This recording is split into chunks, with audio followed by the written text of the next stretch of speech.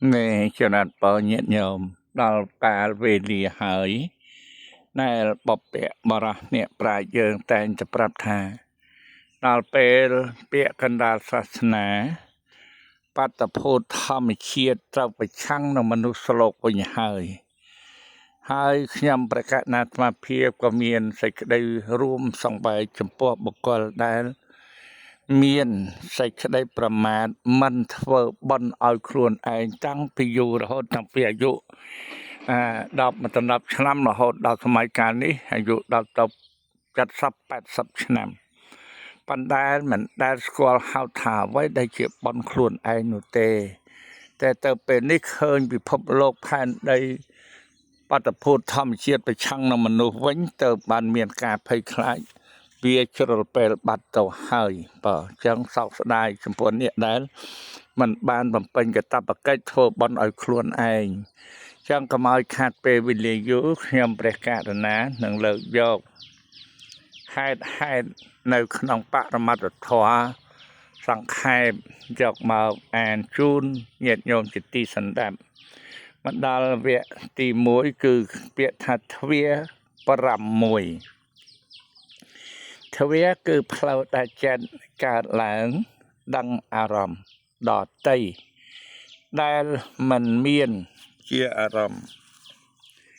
ចរានប៉ុណ្ណាស្ដាប់ឲ្យបានមែនទែនទ្វាគឺផ្លូវដែលចិត្តកើតឡើងដឹងអារម្មណ៍ដតីដែលមិនមែនជាអារម្មណ៍របស់ភវៀងចិត្តដូច្នេះទ្វាទៅជាផ្លូវដឹងអារម្មណ៍វិថីចិត្តនៃវិថីចិត្តទ្វាមាន6ជារូប5ទ្វានិងជានាម1ទ្វាគឺចក្ខុទ្វាបានដល់ចក្ខុបសាទ1រសារក្សាសោតទ្វាបានដល់សោតបសាទ1ខៀនទ្វាបានដល់ខៀនបសាទ1ជីវហាទ្វាបានដល់ជីវហាបសាទ1កាយទ្វាបានដល់កាយបសាទ1មโนទ្វា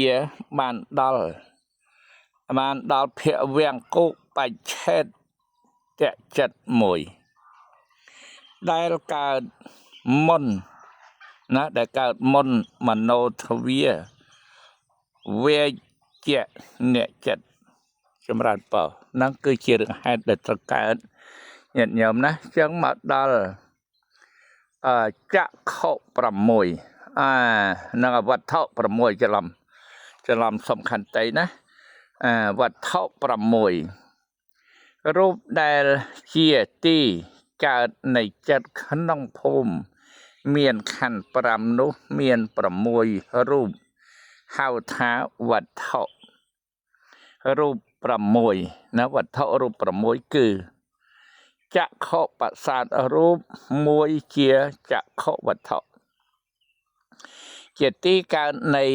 ចក្ខុវិញ្ញាណចិត្ត2ដួងសោតបសាទរូប1ជាសោតវត្ថុជាទីកើតនៃបសោតវិញ្ញាណសោតវិញ្ញាណចិត្ត2ដួងខៀនបសាទរូប1ជាខៀនវត្ថុជាទីកើតនៃខៀនវិញ្ញាណចិត្ត2ដួងជីវហាបសាទរូប1ជាជីវហាវត្ថុជាទីកើតនៃ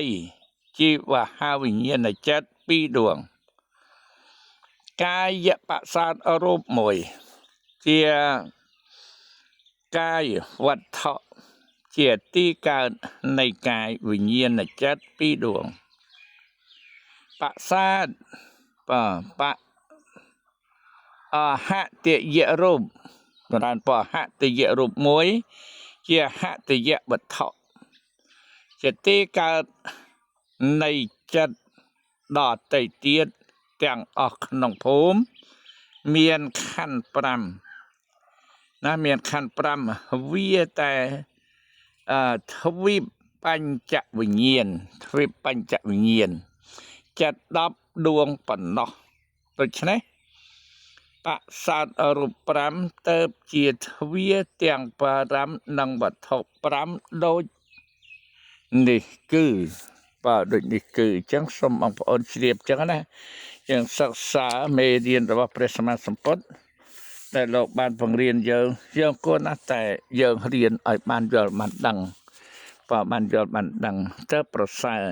ញ្ចឹងចក្ខុបសោតរូបជាចក្ខុទ្វានៃចក្ខុទ្វាអវេជ្ជនៈចិត្តទ្វាអវេជ្ជនៈចិត្តចក្ខុវិញ្ញាណចិត្តនិងសម្បដិខណ្ឌចិត្តសម្បដិខណ្ឌចិត្តឬក៏សន្តិរណចិត្តវោដវនៈចិត្តជាវនៈចិត្តនិងតតិលមនៈចិត្តដែលដឹងរូបអារម្មណ៍បខតបចក្ខុប្រសាទនោះហើយរូបអារម្មណ៍នោះក៏នៅមិនទាន់រលត់ប៉ុន្តែចក្ខុប្រសាទរូបនោះជាចក្ខុវត្ថុគឺជាទីកើតនៃចក្ខុវិញ្ញាណចិត្ត2ដួងប៉ុណ្ណោះចំណែកវិថិចិត្តឯទៀតក្នុងវារៈដូចគ្នានោះគឺចក្ខុទ្វាអវេជ្ជនៈចិត្តនិងសម្បដិឆន្ទចិត្តសន្តិរណចិត្តនិងវោធវនៈចិត្តជាវនៈចិត្តតតិលំបនៈចិត្តណាកើតត្រង់ត្រង់ហតិយវត្ថុណាកើតត្រង់ហតិយវត្ថុសោតវត្ថុខៀនវត្ថុណាខៀនប្រសាទរូបជីវហៅប្រសាទរូបកាយប្រសាទរូបក៏មានន័យដូចគ្នាចំណែក